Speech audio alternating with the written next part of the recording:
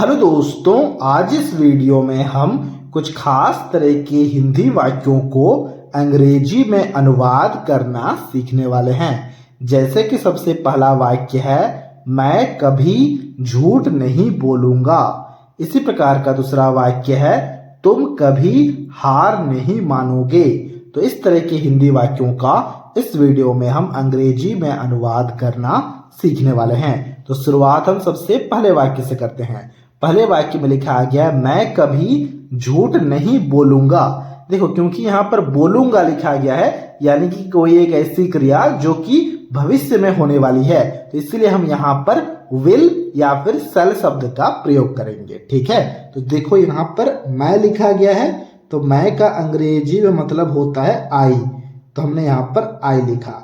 फिर मैंने क्या कहा, विल या फिर सेल शब्द का प्रयोग करेंगे, तो हम यहाँ पर लिखेंगे विल, आई विल। विल शब्द का प्रयोग हम तभी करते हैं जब कोई भी क्रिया हमें ऐसी दिख रही हो जो कि भविष्य में होने वाली है, तो उसके लिए हम विल या फिर सेल शब्द का प्रयोग करते हैं। अब आपके मन में सवाल आएगा कि हम आई के साथ विल का प्रयोग कैसे कर सकते हैं। हम आई के साथ तो हमेशा सेल शब्द का प्रयोग करते हैं, लेकिन आजकल के मॉडर्न अंग्रेजी में आई के साथ में विल शब्द का भी प्रयोग होने लगा है, इसीलिए मैंने यहाँ पर विल लिखा। आप चाहो तो सेल शब्द का भी प्रयोग कर सकते हो। ठीक है, फिर देखो लिखा गया कभी नहीं। तो अब जो यहाँ पर कभी नहीं लिखा गया है ना, इसके लिए हम यहाँ पर लिखेंगे नेवर। कभी नहीं का अंग्रेजी में मतलब होता है नेवर। आई विल नेवर हो गया। फिर देखो लिखा गया झूठ बोलूंगा, यानी कि झूठ बोलना। और झूठ बोलना का अंग्रेजी में मतलब क्या होता है? झूठ बोलना का अंग्रेजी में मतलब होता है लाई। देखो, लाई का दो मतलब होता है। लाई का मतलब एक होता है झूठ या फिर होता है झूठ बोलना।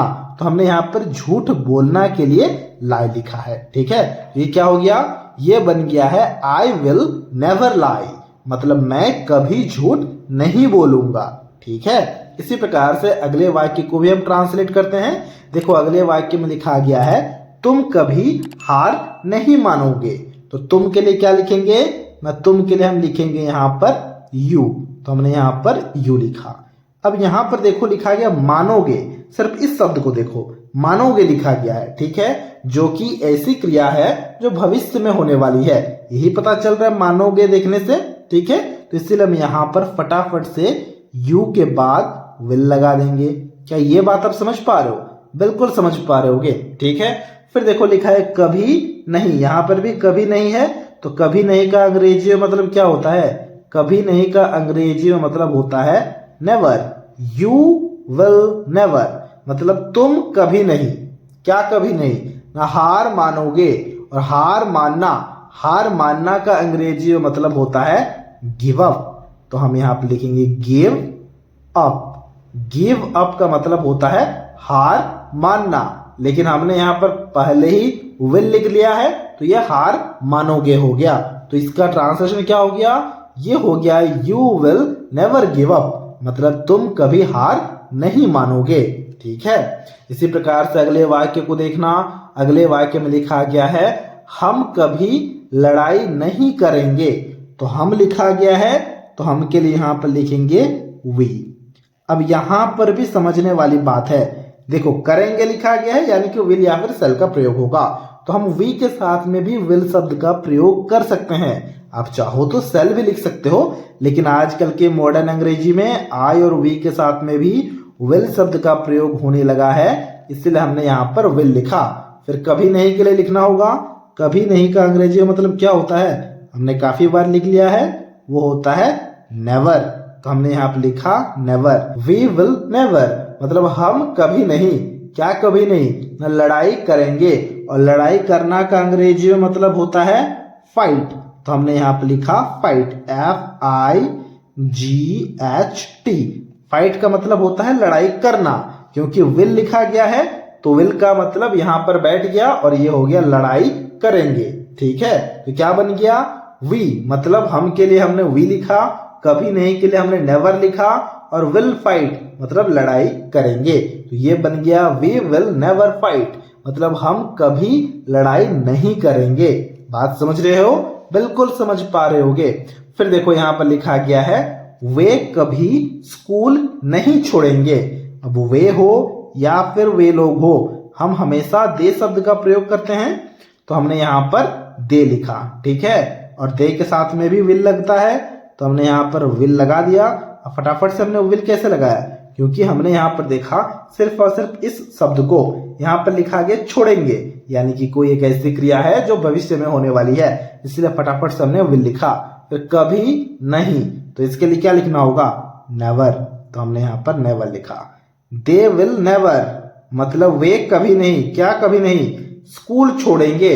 और छोड़ना का अंग्रेजी में मतलब होता है लीव, तो हम यहाँ पर लिखेंगे लीव। लीव का मतलब होता है छोड़ना, क्योंकि विल लिखा गया यहाँ पर, तो इसका मतलब हो गया छोड़ेंगे। क्या कभी नहीं छोड़ेंगे, स्कूल कभी नहीं छोड़ेंगे, तो हमें यहाँ पर स्कूल भी लिखना होगा, यहाँ पर इसे नहीं भूल जाना है। ये क्या बन गया, देखो ये बन गया they will never leave school. They का मतलब वे, कभी नहीं का मतलब नेवर, छोड़ेंगे का मतलब विल लीव, और स्कूल का मतलब स्कूल। ये बात आप समझ पा रहे हो, बिल्कुल समझ पा रहे होगे। फिर देखो यहाँ पर लिखा गया पांचवें वाक्य में लिखा गया है वह कभी वहां नहीं जाएगा। अब देखो जाएगा लिखा गया है, यानी कि वह किसी एक पुरुष के लिए लिखा गया है, तो फटाफट से हम यहाँ पर ही लिखेंगे। तो हमने ही लिखा, और साथ साथ में विल नेवर अब की बार हम डायरेक्ट लिखेंगे, क्योंकि हमने काफी बार इस तरह का ट्रांसलेशन कर लिया और हमें पता चल गया है कि हम विल नेवर क्यों लिखते हैं। तो हमने यहाँ पर डायरेक्ट लिखा ही विल नेवर।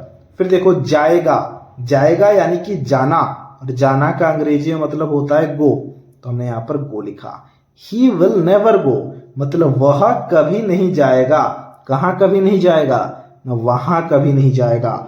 और वहां का अंग्रेजी में मतलब क्या होता है, वहां का अंग्रेजी में मतलब होता है देयर, तो हमने यहाँ पर देयर लिखा।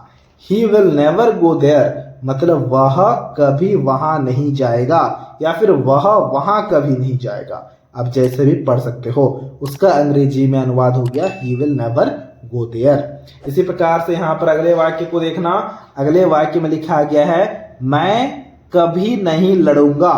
अब इसके ट्रांसलेशन को अभी आपको खुद से करना है और हमसे कमेंट बॉक्स में शेयर करना है। अब यहाँ पर जो लड़ूंगा लिखा गया है ना, लड़ना का अंग्रेजी में मतलब होता है फाइट। मैं यहाँ पर लिख देता हूं ताकि आपको कोई भी कंफ्यूजन ना हो ट्रांसलेशन को करते वक्त। अब आपको इसके ट्रांसलेशन को खुद से करना है और हमसे कमेंट बॉक्स में जरूर से जरूर शेयर करना है। तो ये था आज का वीडियो।